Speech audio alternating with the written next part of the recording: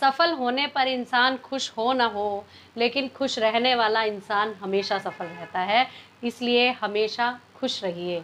My self doctor Mamta Sharma welcomes you in my YouTube channel government to governance.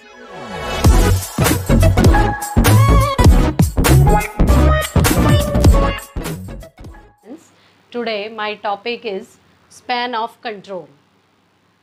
देखिए, public administration का जो हम theory पढ़ रहे हैं और उस थ्योरी में जो हमने ऑर्गेनाइजेशन के डिफरेंट तरीके के सिद्धांत प्रिंसिपल्स हमने पढ़े हैं, तो उसमें जो नेक्स्ट प्रिंसिपल है जो कि हायरार्की के बाद आता है, that is span of control, यानी कि नियंत्रण का क्षेत्र।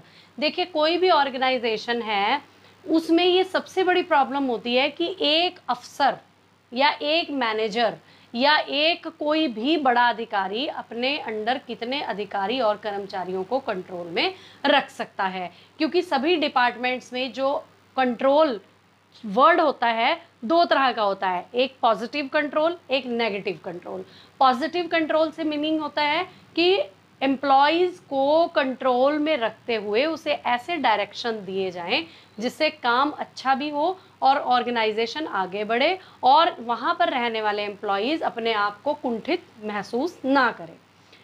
ये है पॉजिटिव कंट्रोल। नेगेटिव कंट्रोल क्या होता है कि हर टाइम एम्प्लॉयज़ के ऊपर एक नज़र बनाए रखना, वो नज़र एम्प्लॉई को कुंठित कर सकती है और वो अपना काम सही तरीके से नहीं कर सकते, और सही तरीके से अगर वो काम नहीं करेंगे तो वो अपना टाइम वहाँ पर लगाएंगे, लेकिन उस टाइम के अंतर्गत वो अपना जो पूरा का पूरा आउटपुट है वो नहीं दे सकते हैं।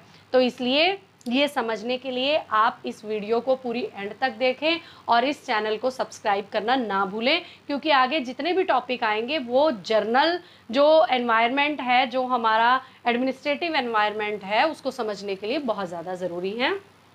तो अब हम आते हैं नियंत्रण के क्षेत्र पर।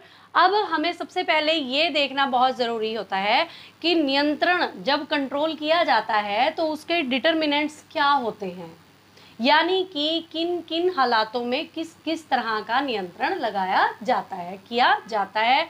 नियंत्रण छोटा हो या बड़ा हो या कैसा हो। और ज़्यादातर हमारे जो एडमिनिस्ट्रेटिव थिंकर हैं उन्होंने कहा है कि ज़्यादा से ज़्यादा जो एक अधिकारी है वो 5 से 7 एम्प्लॉयज़ के ऊपर अपना कंट्रोल रख सकता है। और इसी तरह अलग अलग एम्प्लॉय ने अलग अलग कहा है, लेकिन FW टेलर है, उन्होंने ये बात कही है कि एक एम्प्लॉय हमेशा एक अपने से जो बिल्कुल उसका हेड होता है उसके अंतर्गत सिर्फ उसी के ऑर्डर नहीं मानता, बल्कि डिफरेंट तरह के ऑर्डर उसको मानने पड़ते हैं जो भी अधिकारी उसके ऊपर है। तो स्पैन ऑफ कंट्रोल का क्या नियम है, कौन कौन से फैक्टर्स हैं या कौन कौन से डिटर्मिनेंट्स हैं जो हमारे स्पैन ऑफ कंट्रोल को निश्चित करते हैं। तो उसमें सबसे पहला है फंक्शन, यानी कार्य। कार्य का आधार भी इसको बोल सकते हैं, डिटर्मिनेशन ऑफ फंक्शन भी बोल सकते हैं। यानी कि देखिए, नियंत्रण का क्षेत्र किसी भी कार्य के ऊपर डिपेंड करता है। अगर तो कार्य बहुत ही ज़्यादा इजी है और डे टू डे वर्किंग में है, उसके ऊपर जो है कंट्रोल स्पैन जो है बढ़ाया जा सकता है, यानी कि 10 से 12 का भी किया जा सकता है, 12 से 15 का भी किया जा सकता है।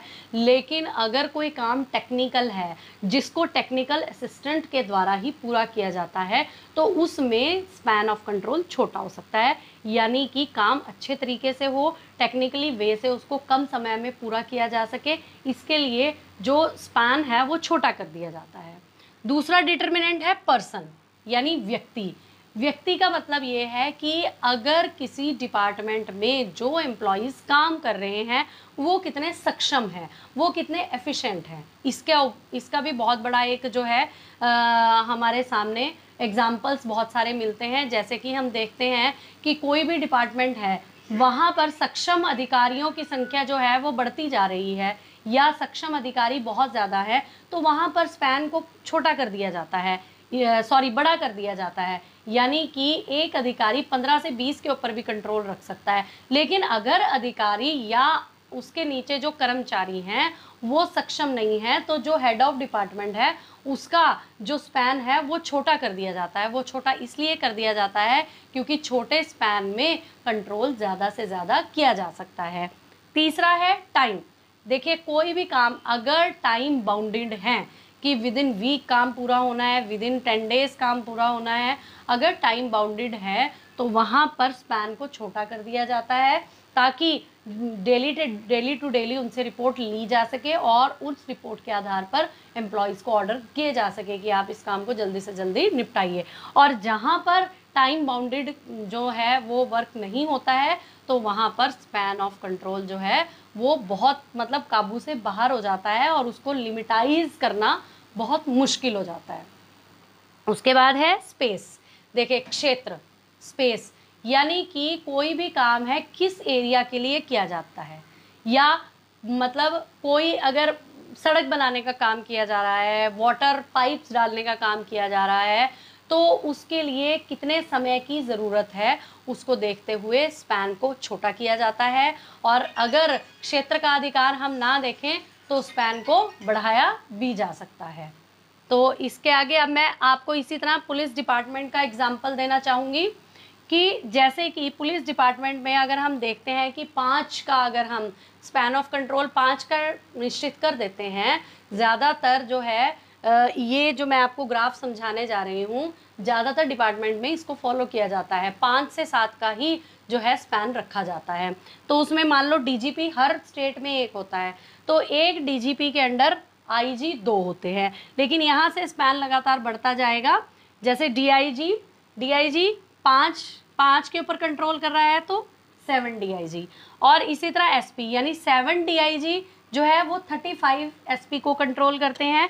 ऐसे ही 35 एसपी जो है वो अगर 5 से इसको मल्टीप्लाई किया जाएगा 175 को कंट्रोल करेंगे। मतलब कि 5 गुना जो है उनका स्पैन ऑफ कंट्रोल बढ़ता जाता है।